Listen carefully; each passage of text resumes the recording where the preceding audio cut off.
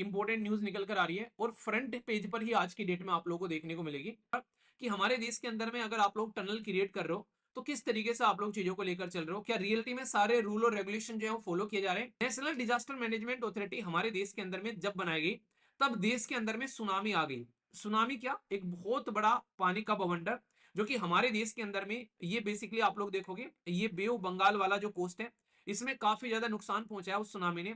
मतलब हिस्ट्री के one of the एक मोस्ट स्ट्रॉन्ग पर्सनैलिटी में से उनको आप लोग बोल सकते हैं।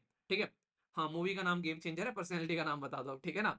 इंपॉर्टेंट न्यूज निकल कर आ रही है और फ्रंट पेज पर ही आज की डेट में आप लोगों को देखने को मिलेगी। देखो डिजास्टर जब होता है कहीं पर भी तो सबसे पहली रेस्पॉन्सिबिलिटी उस एरिया के डीएम पर आती है कि यहाँ पर डिजास्टर हो गया तो डीएम उसको हैंडल करेगा, क्योंकि डिस्ट्रिक्ट लेवल पर जो अथॉरिटी होती है वो यहाँ पर डीएम आप लोगों को देखने को मिलते हैं। अभी यहाँ पर क्या हुआ, एक टनल था, ये टनल मतलब गुफा थी यहाँ पर, जैसे नहीं कंस्ट्रक्शन चलता रहता है जब हम लोग जो सड़कें होती हैं अगर कहीं पर पहाड़ी एरिया में सड़कें बनाते हैं तो क्या करते हैं, नॉर्मली जो पहाड़ी होती है उसको काट के उसके अंदर से जो रास्ता बनाते हैं उसको नॉर्मली टनल बोल देते हैं। तो टनल था यहाँ पर जिसके अंदर में जो रूफ है वो यहाँ पर गिर गई, कोलैप्स हो गई और लगभग 13 लोग जो हैं उसके अंदर में फंस गए। और कंडीशन इतनी ज्यादा खतरनाक बन गई कि आर्मी और एनडीआरएफ को बुलाना पड़ गया यहाँ पर, आप लोग इससे समझ सकते हैं। तो इससे क्या होगा, इससे आप लोग ऐसे समझ सकते हैं कि जब situation out of the control चली जाती है, नॉर्मल हो तो यार कोई भी काम कर लेगा, कोई भी किसी को निकाल लेगा, पर लेकिन सिचुएशन जब आउट ऑफ द कंट्रोल चली जाती है तो ऐसी कंडीशन देखने को मिलती है। तो अक्षय कुमार की मूवी के लिए एक और स्टोरी मिल गई यहाँ पर। एक मूवी आई थी ना अक्षय कुमार की रिसेंटली अभी, जो कोल माइनिंग के टनल में जो है कई सारे लोग फंस जाते हैं वहां पर, उनको निकाला गया था, क्या था मूवी का नाम यहाँ पर। तो ये कंडीशन ऐसी होती है कि कहीं ना कहीं ऐसा नहीं कि हमारे देश के अंदर ही हो रही है, यहाँ पर ये सिचुएशन आप लोगों को कई जगह देखने को मिलेगी। और प्रेजेंट जो ये सिचुएशन आप लोगों को देखने को मिल रही है ये निकल कर आ रही है तेलंगाना से।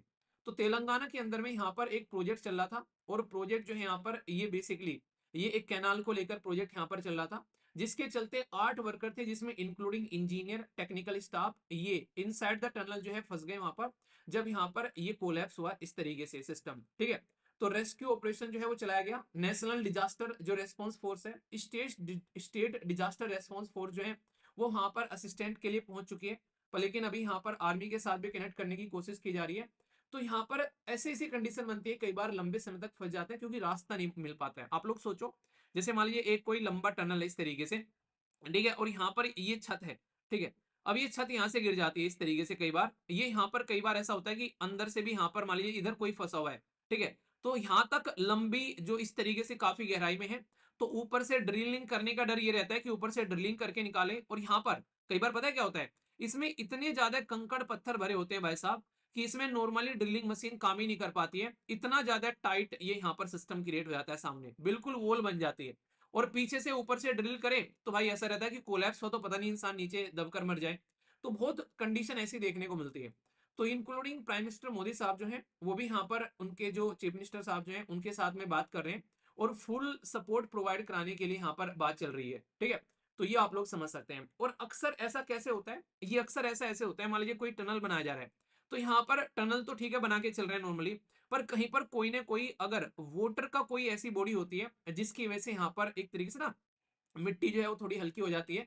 तो यहाँ पर कई बार जब रूफ जो होती है वो इसकी स्ट्रक्चर कहीं से पानी आ रहा है, कोई सीपेज आ रहा है, तो उसकी वजह से ऐसी कंडीशन देखने को मिलती है। तो यहाँ पर भी ऐसा ही हुआ कि भाई छत में कहीं पर आसपास से पानी का जो है कुछ कनेक्शन था वहां पर, जिसकी वजह से जो रूफ बनी हुई थी वो यहाँ पर वीक हो गई और उसकी वजह से वो कोलैप्स हो गई यहाँ पर, जिसमें यहाँ पर 8 मीटर सेक्शन है ये, जिसमें यहाँ पर ये सारे के सारे फंस गए। तो सोच के देखो कंडीशन कैसी बनती है। तो जब ऐसी कंडीशन होती है और ऊपर से पानी इकट्ठा वैसे हो रहा है तो रेस्क्यू ऑपरेशन और ज्यादा डिफिकल्ट हो जाता है, क्योंकि जरा सा भी कुछ करेंगे तो सबकी जान जाने की कंडीशन यहां पर बन सकती है। तो ऐसी सिचुएशन जो है वो बहुत ही ज्यादा एक क्रिटिकल कंडीशन होती है। मतलब कई बार तो ऐसा होता है कि ना के बराबर चांसेस होते हैं इंसानों को बचाने के, पर लेकिन फिर भी श्याम दाम दंड भेद लगाने की कोशिश की जाती है ताकि सिचुएशन को कंट्रोल किया जा सके यहाँ पर। तो इसमें आज की डेट में सब पार्टिसिपेट कर रहे हैं। तो मुद्दा क्या है यहाँ पर, अगर कहीं पर भी ऐसी कोई सिचुएशन बनती है, देखो सबसे इंपॉर्टेंट चीज तो ये है, अगर कहीं पर भी आप लोग कोई भी ऐसा स्ट्रक्चर तैयार करने जा रहे हो तो सबसे पहले आप लोग ये देखो कहीं पर वाटर लॉगिंग तो नहीं हो रही, कहीं पर कोई लीकेज तो नहीं हो रहा, पानी आने की कोई चांसेस तो नहीं है, एटलीस्ट इसकी प्रॉपर स्टडी होनी चाहिए। और ऐसा नहीं कि एक बार स्टडी करके छोड़ दिया कि भाई साहब हाँ पानी आ नहीं रहा था अब बिल्कुल सब मस्त चल रहा है, ठीक है, ऐसा भी तो हो सकता है कि पहले नहीं आ रहा था बीच में आ गया हो। तो रेगुलर इंस्पेक्शन होना चाहिए इस चीज का कि पहले नहीं आ रहा था, बीच में हो गया, कहीं से लीकेज होकर आ गया पानी। ऐसा तो नहीं कि परमिशन लेगा कि ओए मैं आ गया, ओए ओए ओए भाई साहब तैयार हो जाओ, ऐसा थोड़ा ना बोलेगा वो। पता नहीं कहां से लीक होकर कहां से आ जाएगा। तो इसके चलते सबसे ज्यादा जरूरी है अलर्ट रहना, चीजों को प्रॉपर रिव्यू करना, इंस्पेक्शन करना यहाँ पर, ताकि अगर कोई ऐसी कंडीशन बने तो अपने आप को हर रिसोर्सेज से हम लोग पहले से ही प्रिपेयर रख सकें। ठीक है। ऑथोरिटी जो है यहाँ पर, वो यहाँ पर राउंड द क्लॉक जो है यहाँ पर अब उस पर ध्यान रखे हुए हैं, कैसे चीजों को हैंडल किया जाएगा। तो समझ सकते हैं आप लोग, इंसिडेंट जो है कंसर्न फिर से उठा रहे हैं यहाँ पर, कि हमारे देश के अंदर में अगर आप लोग टनल क्रिएट कर रहे हो तो किस तरीके से आप लोग चीजों को लेकर चल रहे हो, क्या रियलिटी में सारे रूल और रेगुलेशन जो है वो फॉलो किए जा रहे हैं, या फिर बस ऐसे ही काम चल रहे हैं यहाँ पर। तो ये बहुत सारी सिचुएशन ऐसी होती है। तो याद रखना, कभी भी कोई ऐसी कंडीशन बनती है तो डिजास्टर मैनेजमेंट का टॉपिक है जीएस पेपर 3 के अंदर में, उसके अंदर में आप लोगों को यहाँ पर देखने को मिलेगा। और डिजास्टर मैनेजमेंट ऑथोरिटी जो है यहाँ पर, देखो कभी भी अक्सर इंसान की ह्यूमन की टेंडेंसी में आप लोगों को बताऊं, ये बड़ी आप लोगों को बड़ा ही नॉर्मल सा लगेगा ये सुनने के बाद में, क्योंकि ये एक नेचुरल टेंडेंसी है इंसान की। जब तक सर पर पड़कर नहीं आ जाती है प्रॉब्लम, तब तक हम लोग अपना कंफर्ट जोन नहीं छोड़ते हैं। जब सर पे आके प्रॉब्लम गिर जाए तब हम लोग अपना कंफर्ट जोन छोड़ते हैं। और ये लेकर ऊपर से लेकर नीचे तक किसी भी इंसान को आप लोग यहाँ पर इसके बारे में समझ सकते हैं। अभी मैं एक जर्नल पढ़ रहा था, उसके अंदर में एक बड़ी इंटरेस्टिंग बात बोली गई कि लोगों का काम को टालने की जो प्रवृत्ति है ना, अगर आप लोग जैसे आज की डेट में सोचते हो कि काम टाल देते हैं कई बार, ठीक है, आज नहीं कल करेंगे, कल नहीं परसों करेंगे, तो यहाँ पर ये जो काम को टालने की प्रवृत्ति है ना, कईयों को ये लगता है कि यार ये प्रवृत्ति ना बच्चों में होती होगी, बस पढ़ाई के टाइम पर वो काम को टालते हैं। आप लोग को बता दूं, ये जो प्रवृत्ति है आप लोग को, ये किसी भी एज की कैटेगरी के प्राणी में देखने को मिलेगी। वो किसी भी पर्टिकुलर इंसान के अंदर में देखने को मिलेगी, चाहे वो गवर्नमेंट एम्प्लॉय हो चाहे वो प्राइवेट एम्प्लॉय हो। बहुत कम लोग ऐसे होते हैं जो कि अपने द्वारा किए गए टाइम की रेस्पॉन्सिबिलिटी, काम की रेस्पॉन्सिबिलिटी लेते हैं कि मुझे ये काम जो है इस तरीके से लेकर चलना है और इसको इस तरीके से कंप्लीट करना है। तो ये चीज आप लोग समझ सकते हैं, तो ह्यूमन नेचर है ये। और जिस किसी इंसान ने इस नेचर को समझ लिया वो उसको ठीक करने की कोशिश करेगा। एक एक्सपेरिमेंट किया गया यहाँ पर, कई सारे लोगों पर, यहाँ पर उनको 3 ग्रुप में बांटा गया। 3 ग्रुप में बांटने के बाद में उनको यहाँ पर बेसिकली उनकी जो पास्ट की हिस्ट्री थी उसका भी एनालिसिस किया गया। जो पहला ग्रुप था यहाँ पर, उसको यहाँ पर बोला गया कि ये जो पर्टिकुलर काम है तुमको 10 दिन में कंप्लीट करना है। ठीक है। दूसरा ग्रुप था, उनको बोला तुमको ये काम जो है वो 5 दिन में कंप्लीट करना है। और तीसरा ग्रुप जो था उनको बोला गया ये काम जो है आप लोग को 2 दिन में कंप्लीट करना है। ठीक है। इंटरेस्टिंग रिजल्ट आप लोगों को देखने को मिलेंगे कि सबने जिसने भी काम किया, भाई साहब सबका काम का लेवल जो है वो लगभग सिमिलर था। यानी कि ऐसा नहीं था कि भाई साहब इनको ज्यादा टाइम दे दिया तो इन्होंने बहुत ही बेस्ट तरीके से सजा दजा के रिसर्च स्टडी करके काम करना स्टार्ट किया। इन्होंने भी लास्ट के 1-2 दिन में ही काम करना स्टार्ट किया। इन्होंने भी लास्ट के 1-2 दिन में ही काम करना स्टार्ट किया। और इनके पास तो 1-2 दिन थे ही, ये उसी 1-2 दिन में लग गए भाई साहब। तो सबका रिजल्ट सेम निकल कर आया। इससे क्या पता चलता है कि इंसान का नेचर है कि जब तक एंड मोमेंट ना आ जाए तब तक अपने बिल में से बाहर नहीं निकलना है। धोनी दड़ी मारकर वहीं पे ही पड़े रहना है यहाँ पर। तो ऐसी ऐसी चीजें देखने को मिलेगी आप लोगों को। तो इसलिए बहुत ही कम लोग ऐसे होते हैं जो अपने काम को एडवांस कर पाते हैं। और जो इंसान एडवांस कर लेता है वो हमेशा कंफर्टेबल रहता है, वो हमेशा अपने काम को ढंग से कंट्रोल करके चलता है। यही प्रवृत्ति आप लोगों को स्टूडेंट के अंदर भी आप लोगों को देखने को मिलेगी। तो इसलिए अपनी लाइफ में अगर अभी ये नेचर आप लोग ठीक कर लोगे तो यार लाइफ टाइम आप लोग इसको सुधार लोगे। ऐसा नहीं होगा कि आगे जाकर आप लोगों का नेचर ठीक हो जाएगा। आप लोग कहोगे वीर भाई आपने तो कई बार बोला है कि मम्मी पापा या घर वाले जो हैं वो कई बार अपने आप को बहुत ही डिसिप्लिन में आप लोगों को देखने को मिलते हैं। हाँ वो डिसिप्लिन में रहते हैं क्योंकि अब उनकी मजबूरी बन गई है। ठीक है। समझ रहे हैं आप लोग, यहाँ पर कई बार आप लोगों को सिचुएशन देखने को मिलेगी। एक इंसान होता है कि चीजों को एडवांस लेकर चलना, पर लेकिन इंसान कई बार कब हो जाता है डिसिप्लिन में, जब कोई ऑल्टरनेटिव नहीं होता है। ठीक है। तो ये चीजें भी आप लोग समझ सकते हैं यहाँ पर। तो अपने नेचर को अभी से ऐसा तैयार करो कि हर चीज को आप लोग एडवांस लेकर चलो, ना कि एंड में आकर आप लोग के सर पर पड़े तो चीजों को सुधारो। ऐसा ही कुछ हमारे देश के अंदर में नेशनल डिजास्टर मैनेजमेंट अथॉरिटी का सिस्टम देखने को मिलेगा। नेशनल डिजास्टर मैनेजमेंट अथॉरिटी हमारे देश के अंदर में जब बनाई गई तब देश के अंदर में सुनामी आ गई। सुनामी क्या, एक बहुत बड़ा पानी का बवंडर, जो कि हमारे देश के अंदर में ये बेसिकली आप लोग देखोगे ये बे ऑफ बंगाल वाला जो कोस्ट है इसमें काफी ज्यादा नुकसान पहुंचाया उस सुनामी ने। उसके बाद में हमारे देश के अंदर में national disaster management authority create की गई और बोला गया कि अब नेशनल लेवल पर, स्टेट लेवल पर और डिस्ट्रिक्ट लेवल पर यहाँ पर प्रॉपर एक सिस्टम क्रिएट किया जाएगा, ताकि कल को कोई भी किसी भी तरीके की त्रासदी आती है तो उस त्रासदी को हैंडल किया जा सके। और एक एक्ट लेकर आ गया, नेशनल डिजास्टर मैनेजमेंट एक्ट बोला गया। और ये जो एक्ट है ये 2005 में लेकर आया गया। तो ये पॉइंट जो है आप लोग यहाँ पर याद रखेगा।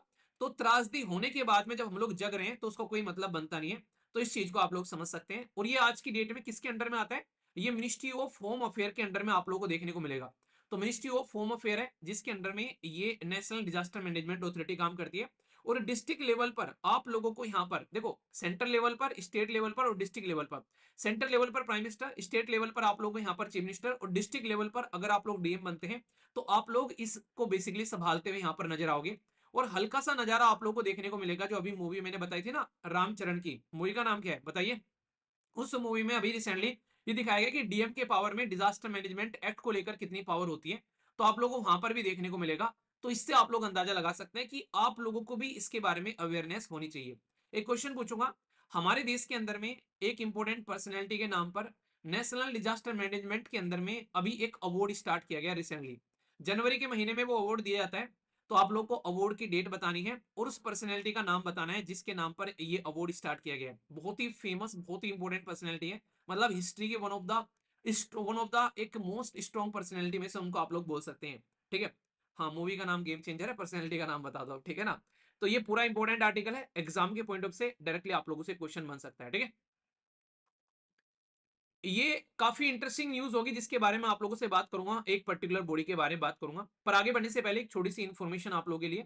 आज जो है संडे है और संडे को आप लोगों के लिए टेस्ट रहते हैं, तो टेस्ट को जरूर अटेम्प्ट करिए। एक 12 बजे टेस्ट होगा जो कि आप लोग का हर संडे को रहता है यहाँ पर।